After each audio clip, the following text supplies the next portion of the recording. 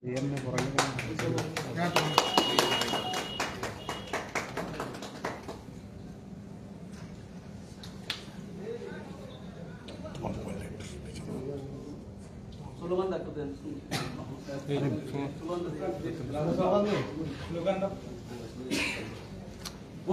long live, long live, long live. Tipramutha long live, long live, long live. Bubagra long live, long live, long live. TWF long live, long live, long live. YTF long live, long live, long live. Bubagra চিন্তাধারা গ্রামে গঞ্জে ছড়িয়ে দেন, ছড়িয়ে দেন, ছড়িয়ে দেন। Bubagra চিন্তাধারা গ্রামে গঞ্জে ছড়িয়ে দেন, ছড়িয়ে দেন, ছড়িয়ে দেন। বিজেপি থেকে নবাগতদের জানাই হাজার হাজার স্বাগতম, স্বাগতম, স্বাগতম। বিজেপি থেকে আগত তিপ্রামুথা আগত নবাগতদের জানাই হাজার হাজার স্বাগতম, স্বাগতম, স্বাগতম। Bubagra কি জয়, তিপ্রামুথা কি জয়।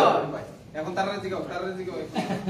ওই শুরু কথা তো সুমন তার বাইরে দেখুন আমি বল বিশো মূলত বাইরে থেকে আপনারা তিপ্রামুথায় আসলেন কি দেখে তিপ্রামুথায় আসলেন না মূলত বিজেপি থেকে তিপ্রামুথা আসার প্রথম বিষয় হচ্ছে আমরা 2015 এবং 2016 থেকেই আমরা যারা আজকে এসেছি সবাই বিজেপি দলের বিভিন্ন দায়িত্ব ছিলাম বিগত 6 মাস আগ পর্যন্ত।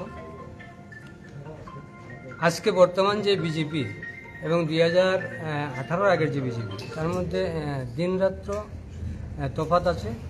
আজকের বিজেপিটাকে আমি মনে করি না আজকের দিনে বিজেপি কোনো রাজনৈতিক দল, আমি মনে করি এটা একটা কোম্পানি। হ্যাঁ, বিজেপি নামদার একটা কোম্পানি ত্রিপুরা চলছে, এই কোম্পানিতে কিছু লোক চাকরি করছেন। আমরা রাজনীতিতে এসেছি মানুষের স্বার্থে কাজ করার জন্য, পিছিয়ে পড়া মানুষের স্বার্থে যারা পিছিয়ে আছে সমাজে তাদের জন্য কাজ করার জন্য, এই উদ্দেশ্য নিয়ে আমাদের রাজনীতি আসা।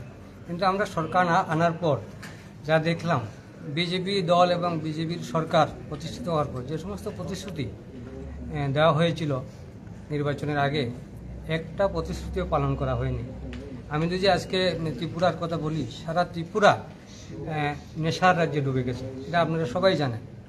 গ্রামে থেকে শহর পর্যন্ত পুরা যুব সমাজকে এই নেশা ধ্বংস করে দিচ্ছে।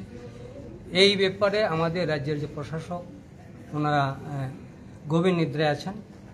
আজকে ত্রিপুরায় প্রায় 10 লক্ষর মতো বেকার যুবকরা চাকরির জন্য রাস্তায় হাহা করছে, কিন্তু চাকরি নেই। কিন্তু 2018 আগে বলা হয়েছিল যে বছরে 50,000 চাকরি দেওয়া হবে। আমাদের মতো যারা যুবক সবাই আশা করেছিল যে আমাদের পরিবারের কেউ চাকরি হবে, আমাদের দুর্দিন গুছাবে।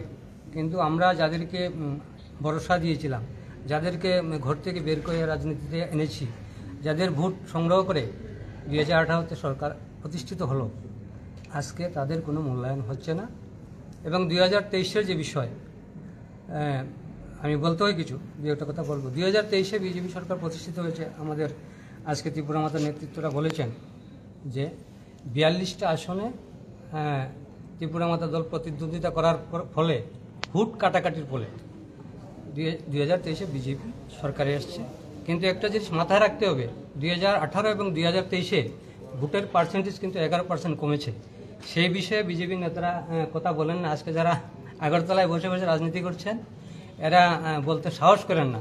ওনাদেরকে আগামী দিন জিজ্ঞেস করবেন যে 2018-তে ভোটের পার্সেন্টেজ কত ছিল, আজকের 2023-এ ভোটের পার্সেন্টেজ কত হয়েছে, কেন 11 বছর ধরে ভিলেজ কমিটি নির্বাচন হচ্ছে না, কেন বিভিন্নভাবে এডিসি এলাকায় উন্নয়নের জন্য বাধাপ্রাপ্ত হয়ে আছে এই সরকার। আপনারা প্রশ্ন করবেন, কারণ আমরা এডিসি এলাকায় বসবাসকারী। এডিসি এলাকার যেহেতু নির্বাচিত বিসি নেই, নির্বাচিত প্রতিনিধি নেই, এখানে উন্নয়নমূলক কোনো কাজ হচ্ছে না, কিন্তু পুরোটা দোষারোপ দেওয়া হচ্ছে ত্রিপুরা মাতা দলকে।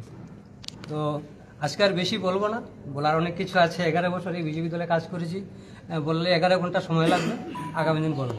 সবাইকে নমস্কার। আপনি কোন বিধানসভা এলাকার এবং আপনার বিধানসভা এলাকায় কি কি কাজ হয়নি? আমি করমচারা 48 করমচারা বিধানসভা এলাকার। আমার বিধানসভায় কাজ হয়েছে এমন দেখার মতো কোনো কাজই হয়নি। রাস্তাঘাট হচ্ছে, কিন্তু এই রাস্তাঘাট করতে গিয়ে যে অনিয়ম হচ্ছে সেই বিষয়ে কথা বলার কোনো লোক নেই। উপর থেকে নিচ পর্যন্ত একইভাবে চলছে দুর্নীতি। পুরা দুর্নীতিতে দুর্নীতির একটা দল, দুর্নীতির সরকারে পরিণত হয়েছে বিজেপিটা। নাম সুমন্ত দে। কি ছিলেন আপনি আগে?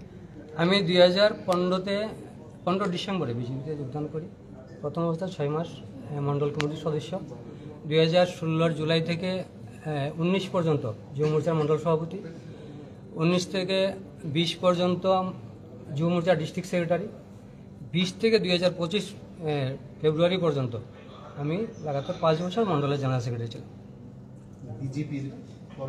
বিজেপি কর্মচারী মণ্ডলের জেনারেল সেক্রেটারি। 2015 সালে বিজেপিতে যোগ দিয়েছেন, তার আগে কোন দলে? আমি তখন ব্যবসা করতাম, ব্যবসায় ছিলাম, মানে রাজনীতি ছিলাম না, রাজনীতি ছিলাম না, ব্যবসায় ছিলাম, ব্যবসা ছেড়ে রাজনীতি লেগেছি। আচ্ছা, আপনি বলছেন যে সেখানে সরকার অর্থাৎ বিজেপি শাসনে কর্মচারী উন্নয়ন হয়, কোনো নয়, সেখানে তো মথার শাসনে এডিসির অংশ আছে, সেখানে কি উন্নয়ন হয়েছে? আমি যে বিষয়টা আপনাকে বললাম, মথার ক্ষমতা এডিসি আছে, কিন্তু আমরা ভিলেজ কমিটিতে তো আছি না, এখানে ভিলেজ কমিটি তো আছে, তো ভিলেজ কমিটি তো প্রতিনিধি নেই 11 বছর ধরে, কাজ করবেটাকে, কাজটা করবে এখানে এমডিসি আবার বিজেপির এমডিসি। আপনি যদি এডিসির কথা বলেন তাহলে এমডিসি বিজেপির, বিসি নাই, বিসিতে জনপ্রতিনিধি নাই, কি করে উন্নয়ন হবে বলুন? সরকারে বিজেপি আছে, বিজেপির ড্রাইভারটা তো ত্রিপুরা মাথার উপর চাপিয়ে দিলে হয় না রাজনীতির স্বার্থে। ধন্যবাদ স্যার। আপনি একটু এদিকে লইবেন আপনার স্যার, আপনার নাম পরিচয় এবং কোন মণ্ডল থেকে আপনি এতদিন? প্রথমে আমি আপনাদেরকে ইংরাজি নববর্ষের আগাম শুভেচ্ছা জানাই, সমস্ত মিডিয়া বন্ধুদের।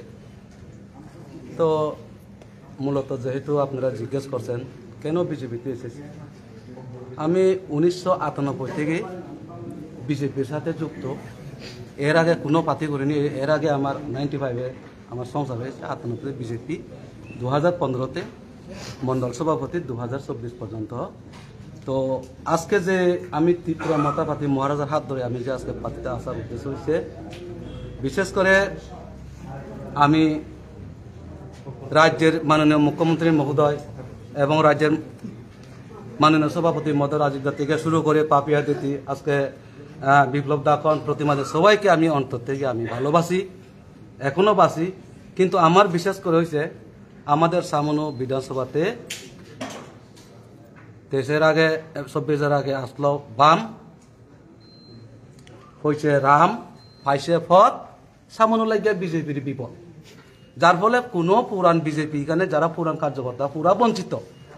এই কারণে মহারাজা যেহেতু নর্থ ইস্ট একটা থামস ডাক দিছে, তো আমরা স্ব-ইচ্ছায়, শুধুমাত্র আমি কালকে হমো আর হতো না, আমরা মহারাজার পাশে আমি যাইতেছি, লগে লগে 1 গাড়ি লোক আইয়া পড়ছে।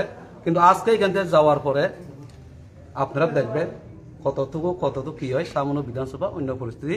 বিজেপি বলছে সব কাজা সবকা বিকাশ, শুধু একজনের আত্মীয়তা বিকাশ, বাকি সর্বনাশ।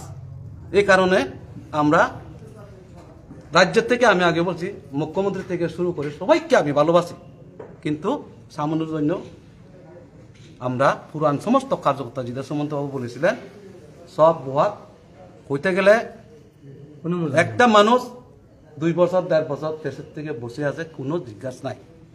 তার জন্য কি করবে, তার জন্য সবাই আমরা একজোট হইয়া আমরা মহারাজার পার্টিতে আমরা সামিল হয়েছি। আমি আগামী দিনে এই সামান্য 2টা সিট আজকে বলে দিলাম।